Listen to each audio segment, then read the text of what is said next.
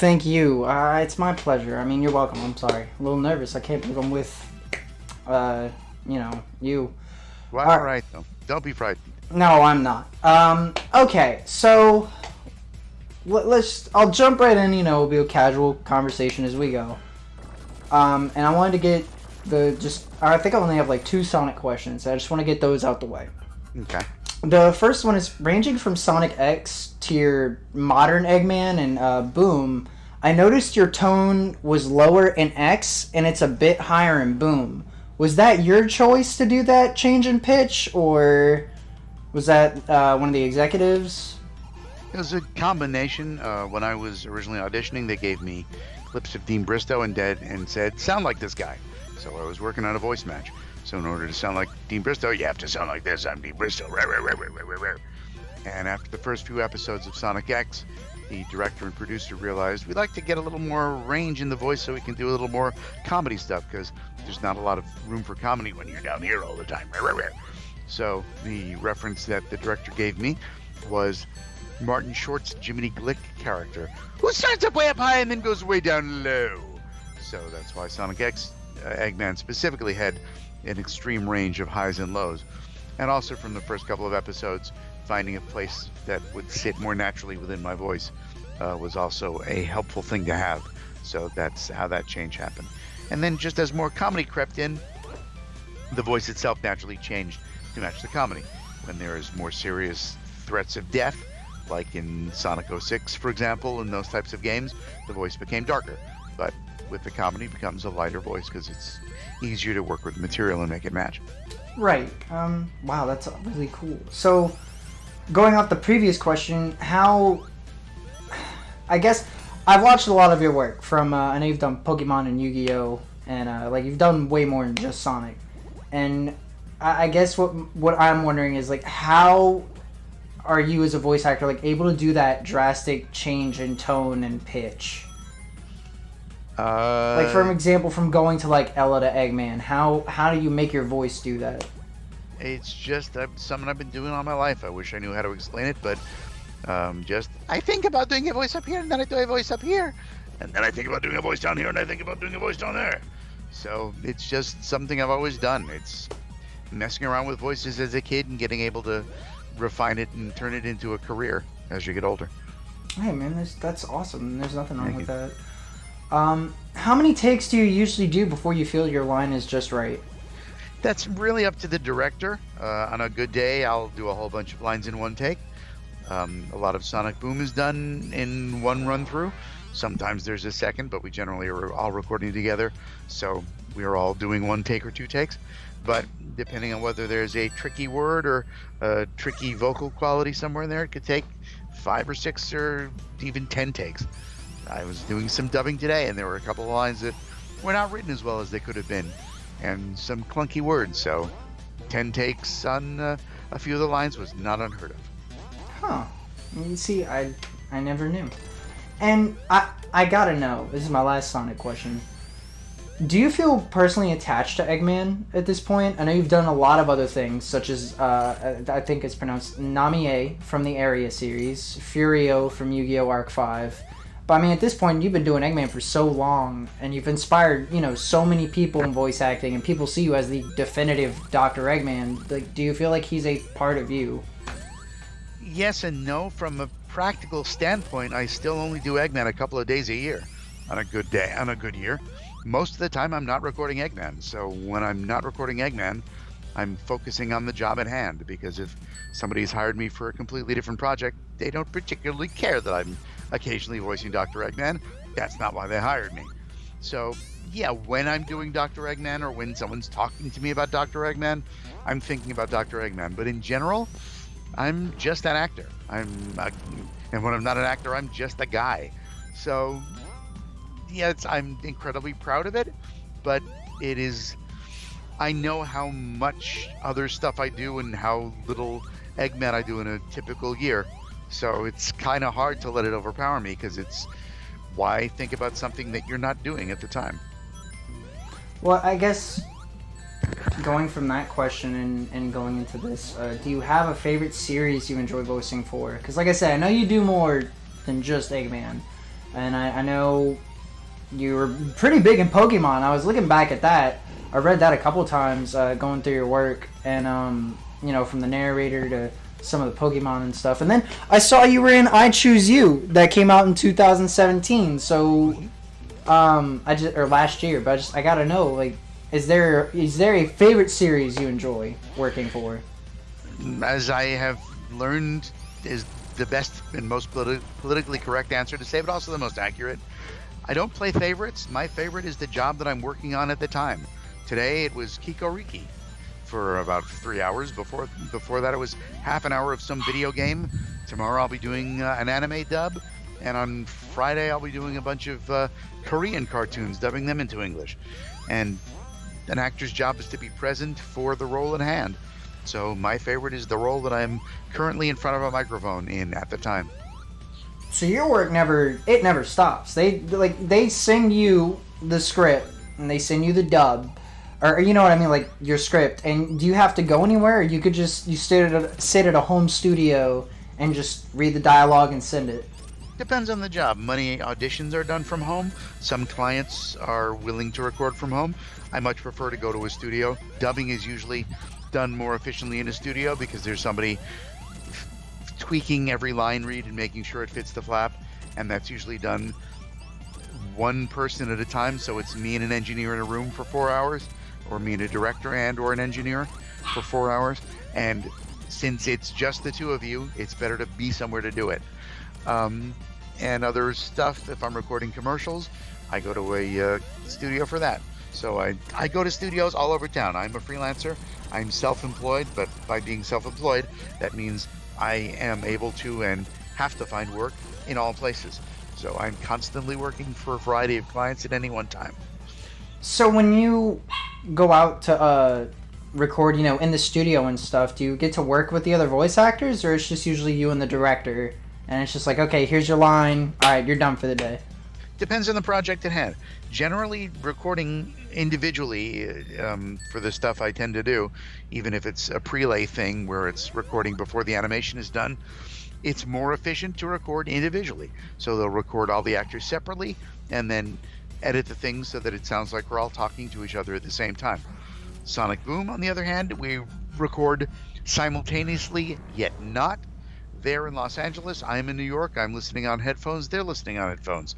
So we get to act in real time, but we are not in the same room. We're performing at the same time in real time, but not anywhere near each other most of the time. So it would be kind of like, oh, I'm sorry, I did not mean to cut you off. It's all right. So it would kind of be like our Skype call. Like if I had a script in front of me, I would read you my line, and then you would read yours, and back and forth, including the other characters.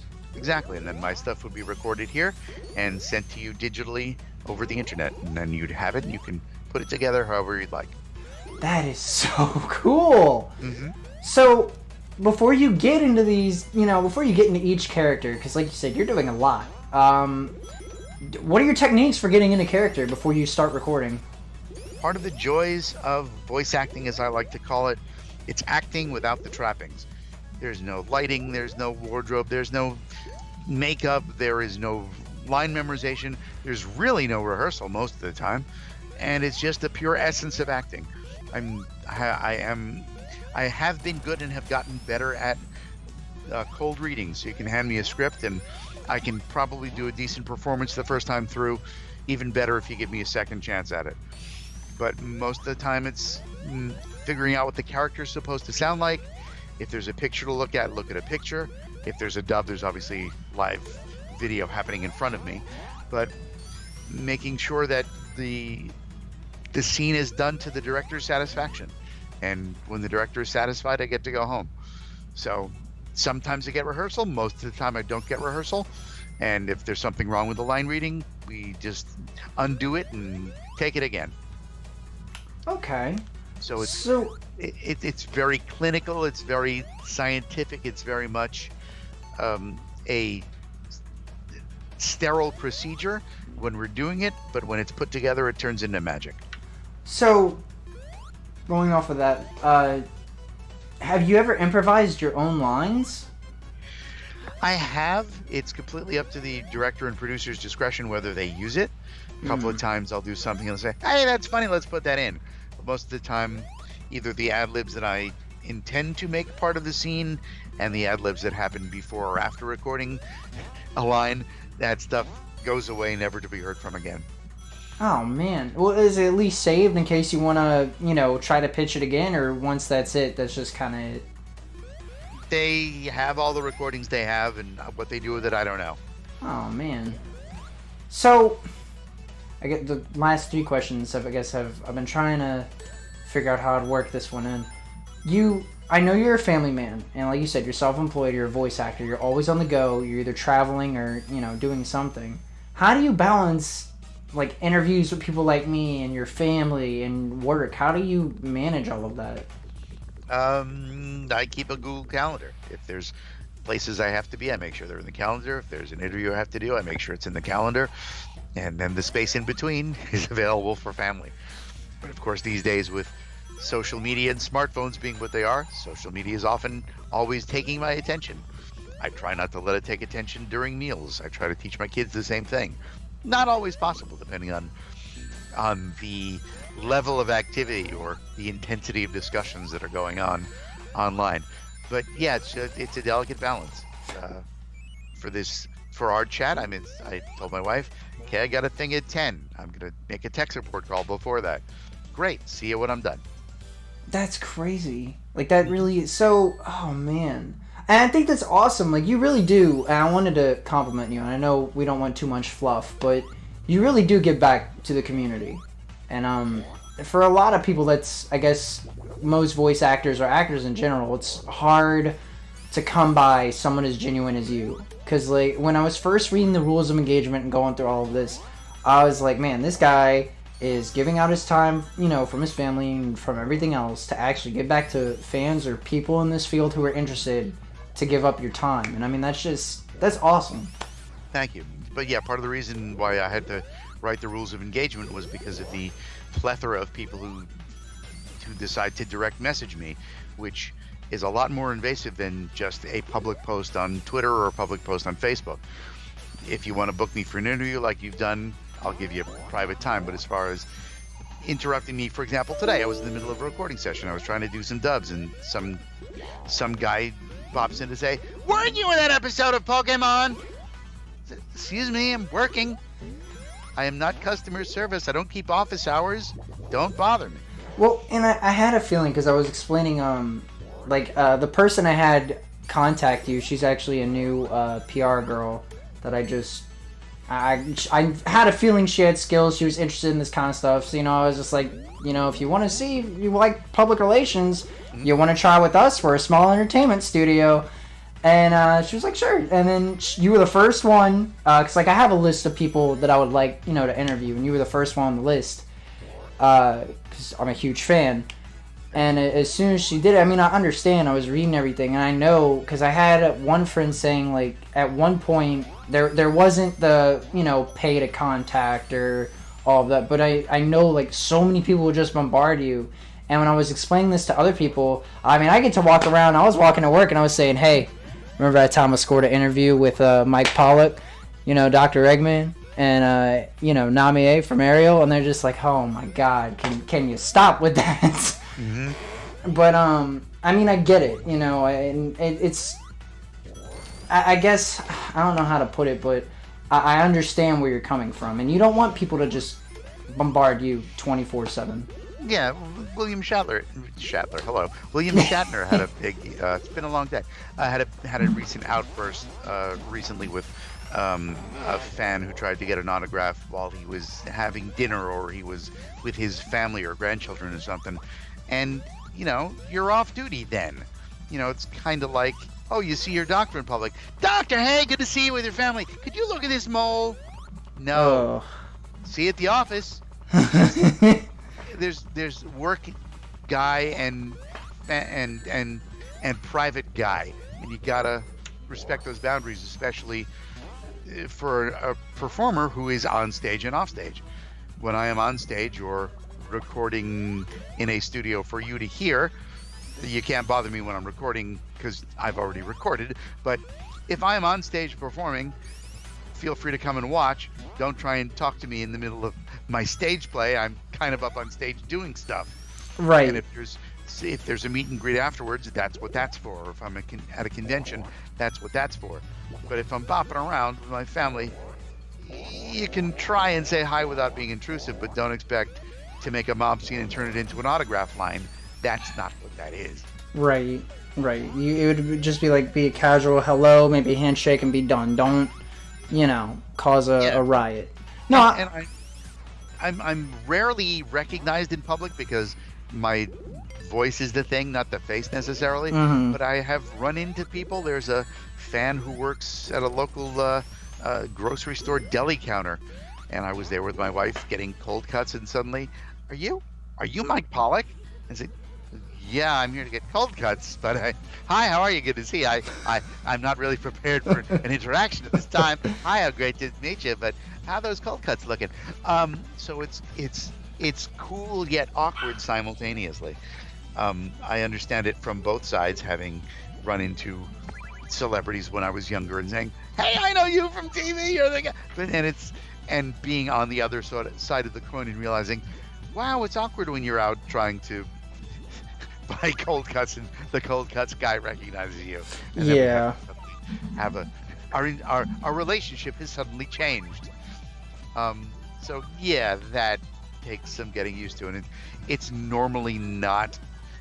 It doesn't reach William Shatner proportions, but I can definitely understand where he's coming from, especially for him being William Shatner. One person leads to 20 people, leads to 100 people, and it becomes a mob scene. Yeah. No, I mean, I completely agree, and I understand. And but it was so great to have you here with the Sinister Crew, and we are very grateful for your time and for this interview, and I look forward to working with you again in the future. Thank you so much, Mr. Pollock. Fantastic. Thanks for asking. Thanks for stopping in. No problem. Have a great day. Thanks, you too. Bye-bye.